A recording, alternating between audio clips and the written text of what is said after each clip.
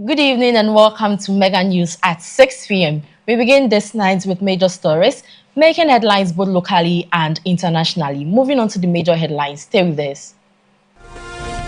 Mahama begins two-day working tour of Upper East region. In business, telecom digital chambers seek unified framework to fight digital fraud.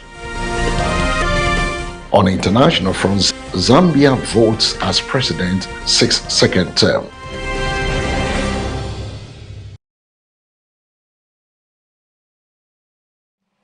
You can watch us on all our social media platforms at MBN 360. We have the details of these stories and more. My name is Nadide Gogu. Details of the stories coming up shortly.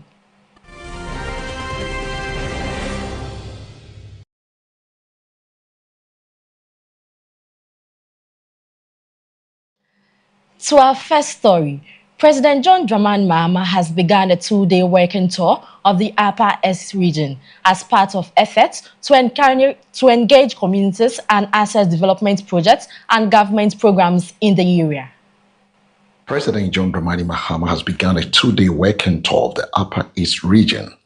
The visit forms part of the President's regional engagement aimed at assessing ongoing development projects, interacting with local authorities and communities, and receiving updates on key government programs.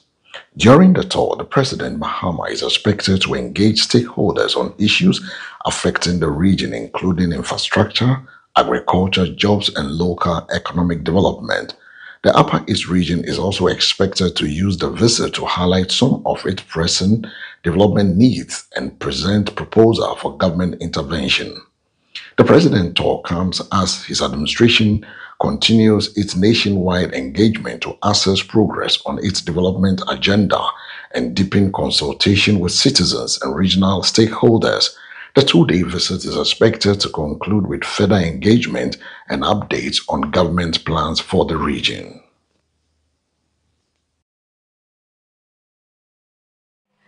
Away from the President, road safety expert Mr. Jantwa says weak enforcement of traffic regulations and inadequate training of drivers are among the major factors contributing to Ghana's persistent road accident crisis. He is calling for stronger enforcement and improved driver education to reverse the trend. Road safety accidents continue to claim lives and leave many others injured across Ghana, with concerns growing over the effectiveness of measures to curb the carnage. Road safety expert Mr. Jantwa says the problem goes beyond reckless driving, pointing to weak enforcement of traffic regulations and inadequate training of some drivers. He argued that when traffic laws are not consistently enforced, road users are encouraged to disregard safety regulations. Research on road safety in Ghana has similarly identified unskilled drivers, speeding, inadequate enforcement, poor road conditions, and lack of road user education among factors contributing to crashes. Mr. Jantwa is therefore urging authorities to strengthen enforcement whilst improving the quality of driver training and road safety education. He says a sustained combination of enforcement, education, and accountability is needed to make Ghana's road safer.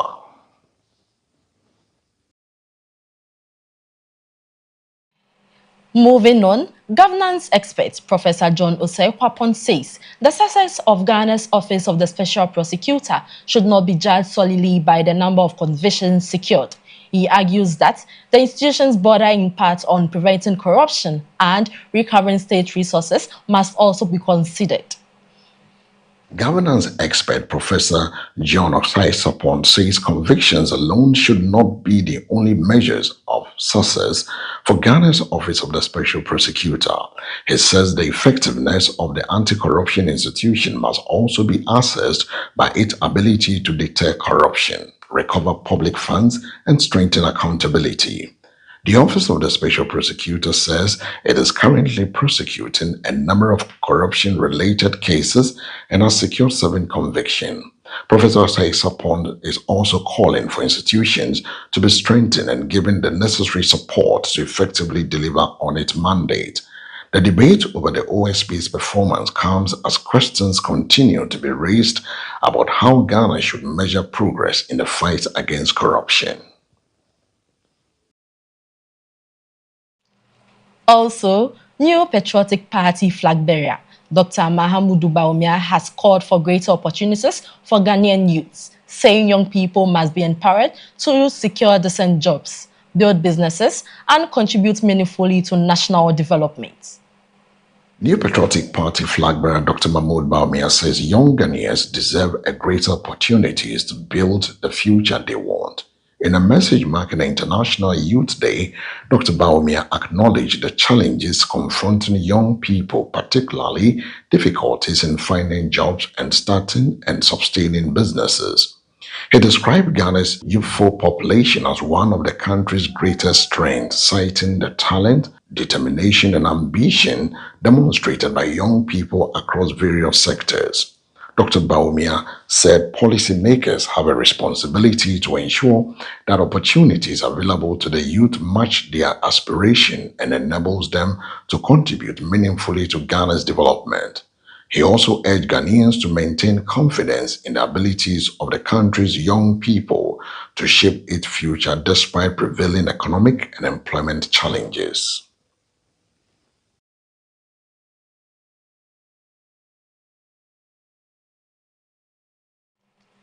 Away from that story, the University Hospital, Legon, has suspended its general outpatient department, specialist clinic, and pharmacy counseling services following the ongoing industrial action by the Ghana Association of University Administrators, GAUA. The suspension took effect on Thursday, August 13, and will be remain in place until further notice. The University Hospital, Legon, has suspended some of its outpatient services amidst the ongoing strike. The hospital says the general outpatient department, specialist clinics, pharmacy, counseling units are affected by the suspension. The measures took effect on Thursday, August 13, and will remain in force until further notice. According to the hospital, the decision follows disruption to administrative operations at the public universities caused by the industrial action. However, the emergency department remains operational and will continue to provide care to patients requiring emergency medical attention. Patients requiring routine outpatient or specialist services have therefore been advised to take note of the temporal suspension.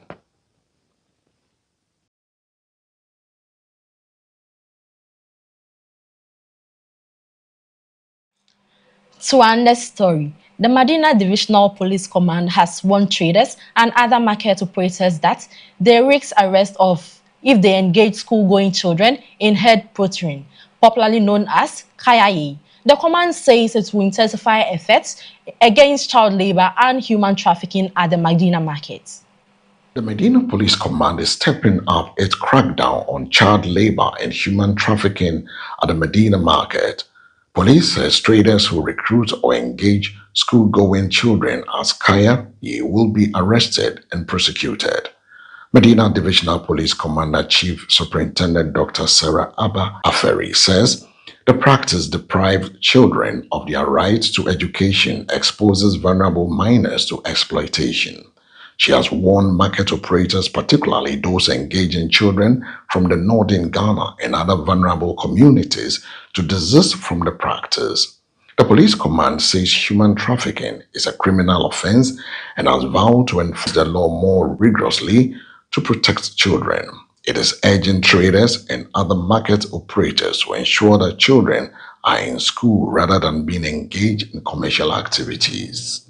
My duty as a police officer, for that much commander in Medina, I'm to ensure that all laws are enforced. Human trafficking is an offense in Ghana. It's a modern day slavery where rights and liberty is taken from the victim. So all those who have been engaging people from the north and all other vulnerable communities and then to ply their trade, and these people are children.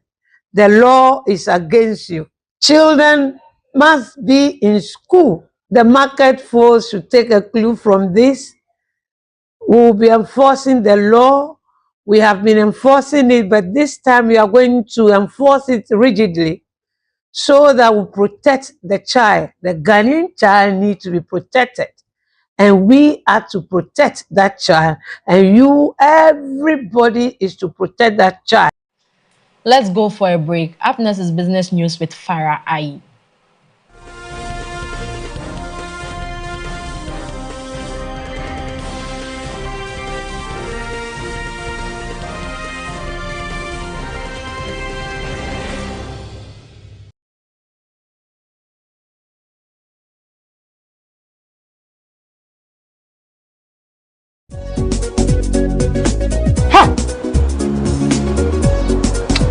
How would you some look fast?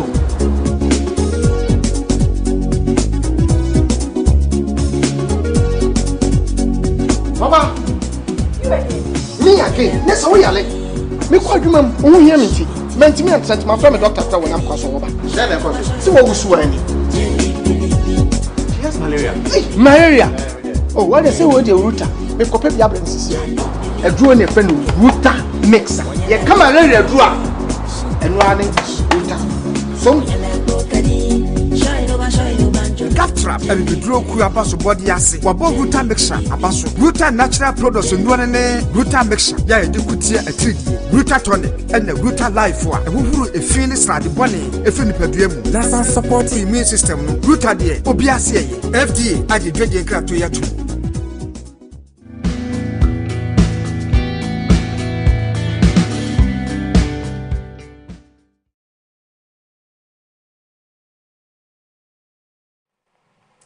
Welcome back from that break. My name is Farah Ayi.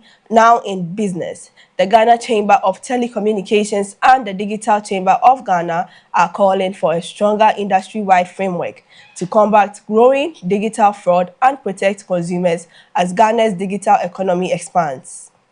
The Ghana Chamber of Telecommunications and the Digital Chamber of Ghana are pushing for a coordinated approach to tackling digital fraud in Ghana. The chambers say fraudsters are exploiting gaps between financial institutions, telecommunications companies, and other digital platforms, making it difficult for individual institutions to effectively contain the threat. Chief Executive Officer of the Chambers, Sylvia Osu Ankuma, says fraudulent transactions can move across multiple platforms, from social engineering and compromising cards or identities to mobile money wallets and bank accounts. She is therefore calling for secure, real-time sharing of risk signals among institutions to help detect suspicious transactions and enable faster intervention. The Digital Chamber is engaging industry players and regulators on the establishment of what it describes as a national federated centralized fraud control system.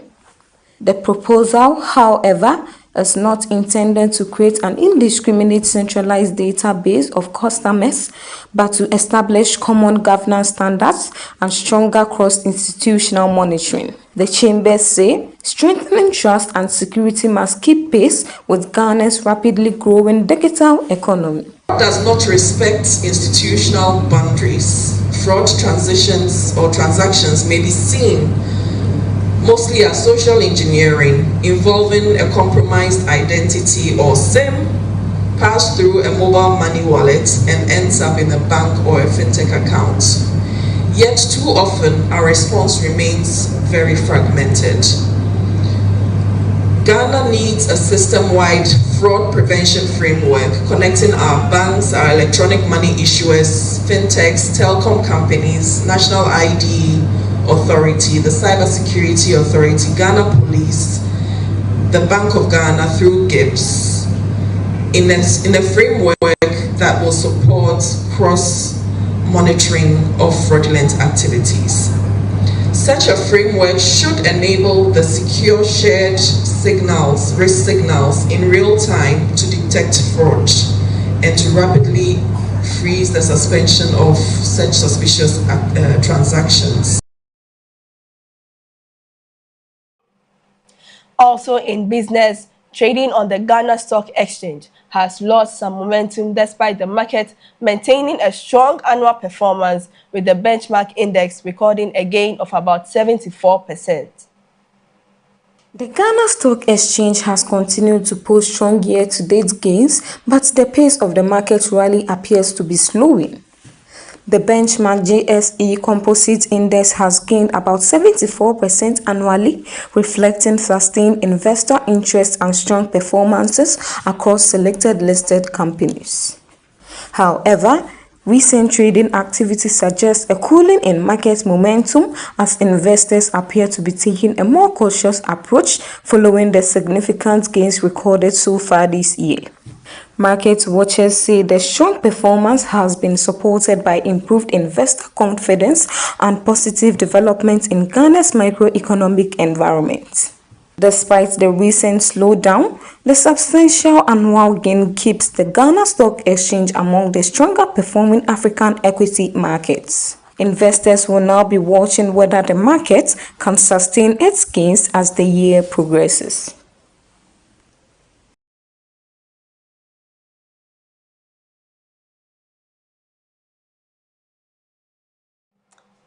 Now that's all for business with me, Farah Ayi. Up next is the sports and entertainment news with Wendy Latte.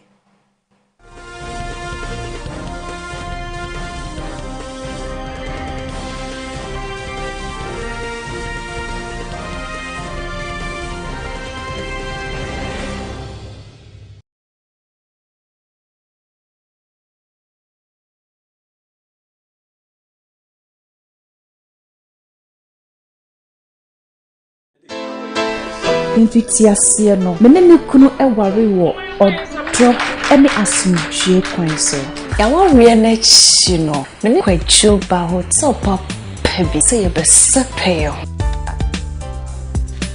What? A team from so crown na maye. Bibia wo nyankopon sem. Ekoba ne sa me kunu antena se. Edro botum waje wo eye edek SM Bitters. Waa. Eni gia befi.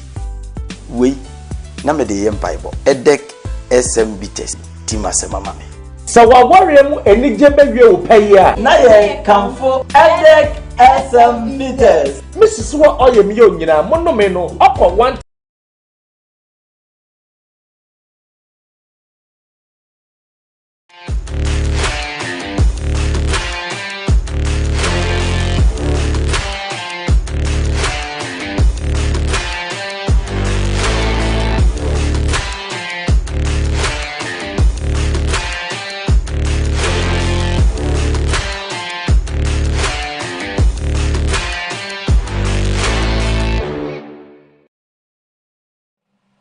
Welcome back from the break. You're still watching Mega News at 6 on MBN TV, and now I'm Wendy Latte. And now to the sports desk. The minority in parliament is demanding accountability from the Ministry of Sports and Recreation over what is described as serious failures in the welfare of Ghanaian athletes, following complaints by the Black Queens over unpaid bonuses, outstanding per diems, and inadequate support. The minority in parliament is demanding answers from the Ministry of Sport and Recreation over the welfare of Ghana's national teams. The call follows concerns raised by members of the Black Queens over outstanding bonuses and per diem payments, as well as what they describe as inadequate welfare and management support during their current campaign. Ranking Member of Parliament's Youth and Sports Committee, Vincent Eko Asifwa, says the concerns point to what he describes as a troubling pattern of administrative failure and financial uncertainty affecting Ghanaian athletes. The Black Queens have also appealed to government to urgently address their outstanding financial obligations and improve support for players and officials. The players say their demands are aimed at securing transparency, accountability, fairness, and respect for those representing Ghana. The minority is now calling for accountability and a review of the systems responsible for managing the welfare and financial commitment of national team athletes.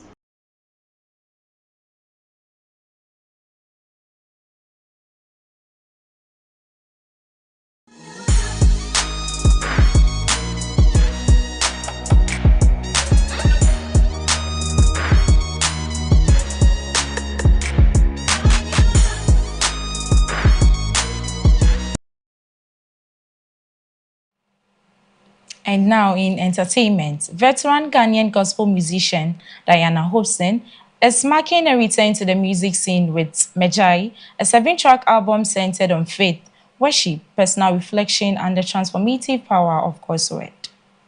Veteran Ghanaian gospel musician Diana Hobson is returning with a powerful new album titled Mejai. The 7-track project marks a new chapter in the singer's long-standing contribution to Ghanaian gospel music, blending traditional gospel sounds with contemporary expressions. The title track, Mejai, draws inspiration from Psalm 119, focusing on the importance of keeping God's word in the heart as a guide to righteous living. Hobson says the project also speaks to the everyday struggles people face with temptation, distractions, and unhealthy habits. As a certified counselor, she hopes the album will encourage listeners to reflect on deeper issues behind destructive behaviors, including trauma, stress, and other underlying challenges. The album features worship, praise, heritage, and personal devotion, including new renditions of some of Hobson's popular songs. An online listening session is scheduled for August 15, ahead of the official album launch and fundraising event on August 30. The fundraising initiative will support a nationwide school outreach and campaign inspired by the album.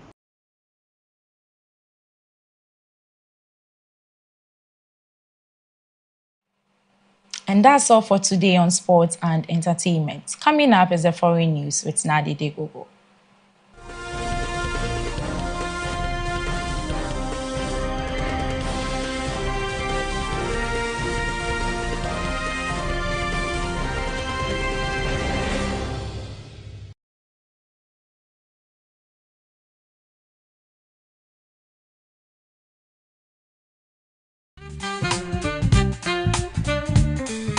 Let me introduce you to Farm Global Company Limited.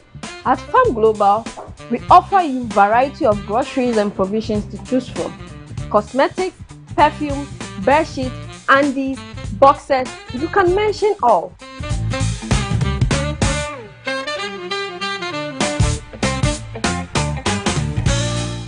This is our perfume stand, and we have a variety of perfumes you can choose from for yourself and your loved ones.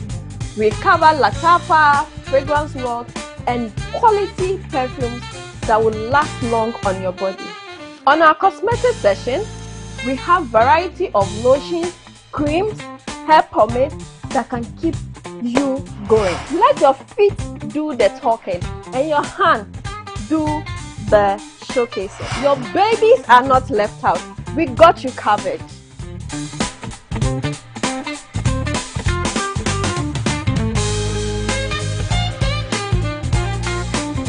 At Farm Global, we make shopping a beautiful experience for you and your family. You can be at home, send your list, and get it delivered for free. Yes, for free.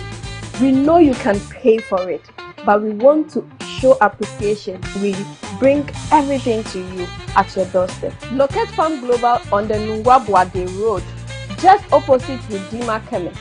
Call us on 0592 0999 52 or 050 384 3633. Farm Global, fast, reliable, and convenient.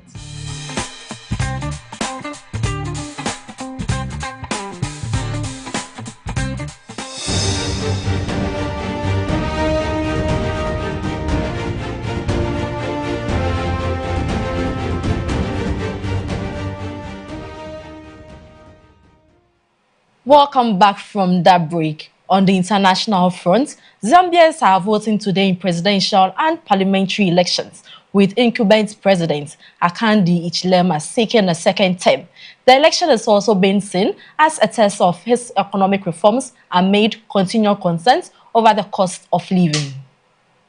Polling stations have opened across Zambia as millions of voters cast their ballots in the country's general elections. President Hichilema is seeking a second term with his economic record at the center of the campaign.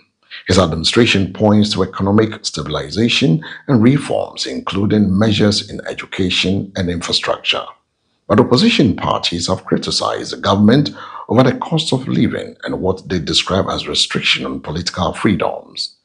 The election is also taking place under the shadow of the late former President Edgar whose political legacy continues to influence the opposition's campaign. The Electoral Commission of Zambia has scheduled the first presidential ballot for Thursday, August 13, with official results expected to be declared on August 17th. The outcome will determine whether Hakalima wins another 5-year mandate or Zambia turns to a new leadership.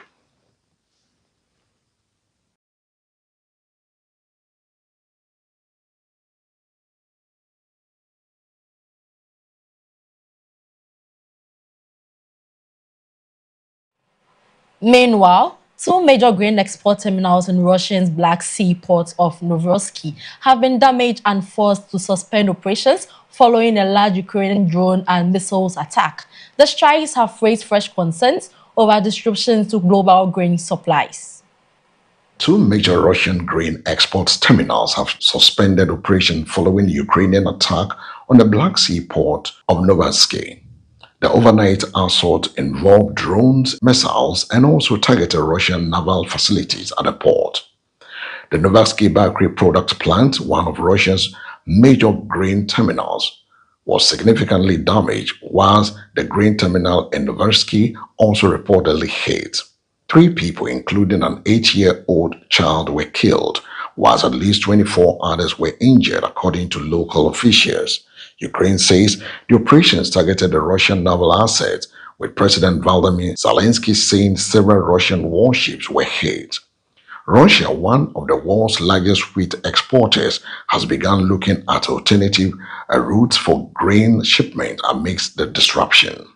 The attack have also triggered concerns about global food supplies and prices, particularly for countries in Africa, the Middle East, and Asia that depend heavily on grain from the Black Sea region.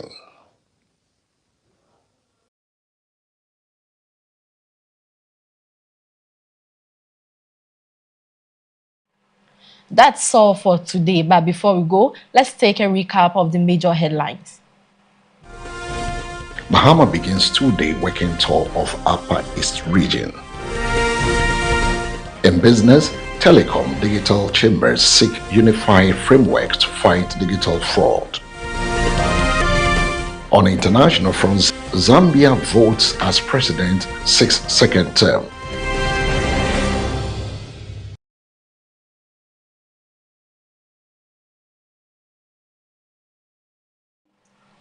Business news was read by Farah Ai. Sports and entertainment, Wendy Lati. My name is Nadia Degogo. See you same time tomorrow. Have a pleasant evening.